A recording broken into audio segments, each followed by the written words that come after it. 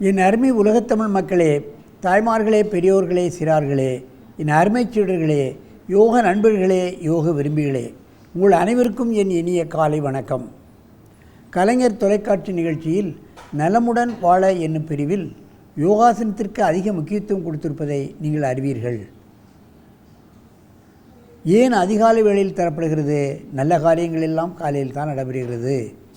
திருமணங்கள் ஆகட்டும், சடங்கு ஆகட்டும், கிரகப்பிரவேசம் ஆகட்டும், இன்ன பிற எல்லா காரியங்களும் காலையில் தான் நடைபெறுகிறது. ஆகவே இதை காலையிலே நாம் செய்துவிட்டால் அன்று முழுவதும் நாம் சுறுசுறுப்பாக நம்ம காரியங்களில் தங்கு தடையின்றி போகும். எந்த நோயும் நமக்கு வராது. முனிவர்கள் அதைத்தான் சொல்கிறார்கள்.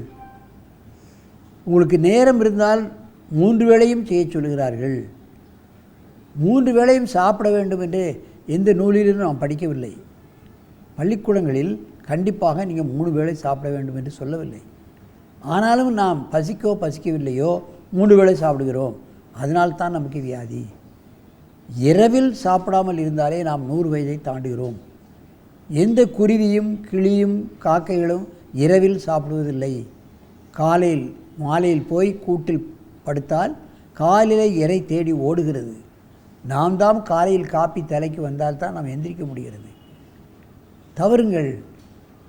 காலையில் குளித்துவிட்டு காலக்கடன்களை முடித்துவிட்டு இந்த ஆசனங்களை ஒரு 5-10 நிமிடங்கள் நீங்கள் செய்தாலே நீங்கள் டாக்டரிடம் செல்ல வேண்டிய அவசியமே இருக்காது என்பதை ஆணித்தரமாக நான் உங்களுக்கு சொல்லிக்கொள்ள விரும்புகின்றேன்.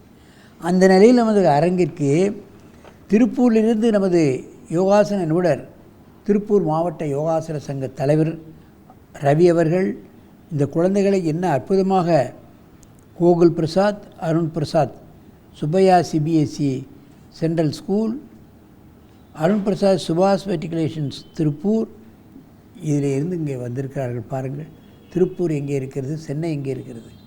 அவர்கள் செய்யக்கூடிய ஆசனங்களை பார்த்தால் நமக்கெல்லாம் இந்த பிள்ளைகளுடைய உடம்பில் எலும்பு இருக்கிறதா என்று கூட நாம் ஆச்சரியப்படத்தக்க அளவுக்கு இருக்கிறது.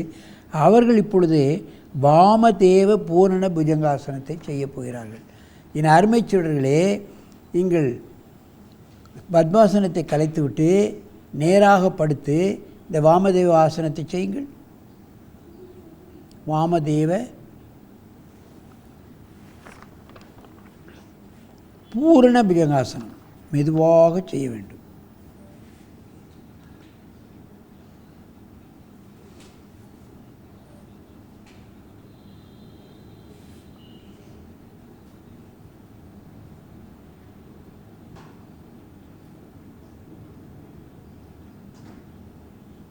முடிஞ்சளவு பண்ணு. மாற்றி வைக்க முடியாட்டால் நேரே பிடிக்கலாம். பாருங்கள் எவ்வளோ அற்புதமாக செய்கிறார்கள் என்று. முதுகு வளைக்கப்படுகிறது, கழுத்து வளைக்கப்படுகின்றது, முட்டு மடக்கப்படுகின்றது, கால் புஜங்கள் வளைக்கப்படுகிறது. உடம்பில் உள்ள பல்வேறுபட்ட பாகங்கள் இதிலே வேலை செய்கின்றது. உடலிலே எந்த வியாதியும் வராது. ஜீரணக்கருவிகளெல்லாம் அற்புதமாக வேலை செய்யும். நுரையீரல், இருதயம், மூளை. மெதுவாக இந்த ஆசனத்தை கலையுங்கள்.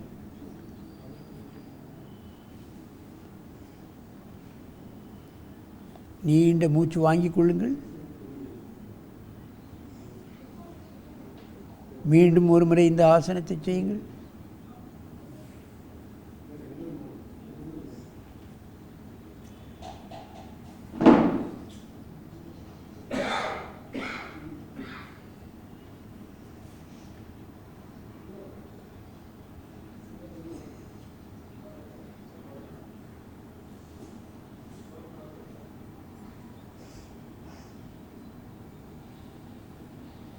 அற்புதமாக செய்கிறார்கள், முழுமையாக செய்கிறார்கள்.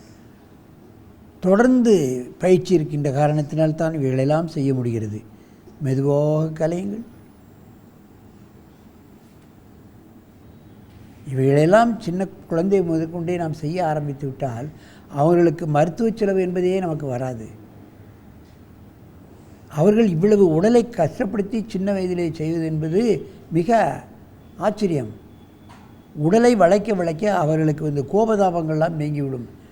சேஷ்டை செய்வதெல்லாம் நீங்கிவிடும். கான்சன்ட்ரேஷன் ஒருமுகப்படுத்துதல். பள்ளியில் ஒரு தடவை புஸ்தகங்களை படித்தாலே நமக்கு அப்படியே நினைவில் இருக்கும். தேர்வுகளில் அதிக மதிப்பெண் பெறக்கூடிய தன்மையெல்லாம் யோகாசனம் செய்கிற மாணவர்களுக்கு வந்துவிடும். ஆகவே இதுபோன்ற ஆசனங்களை எதிர்கால செல்வங்களுக்கு கற்றுக் கொடுத்து அவர்களை இந்த நாட்டிற்கு அமைச்சர்களாகவும் தலைவர்களாகவும் வந்து மக்களை காப்பாற்றுவதற்கான வழிமுறைகளை நாம் காண வேண்டும் என்று கேட்டு உங்களிடமிருந்து விடைபெறுவது ஆசனம் ஆண்டியப்பன். வணக்கம்.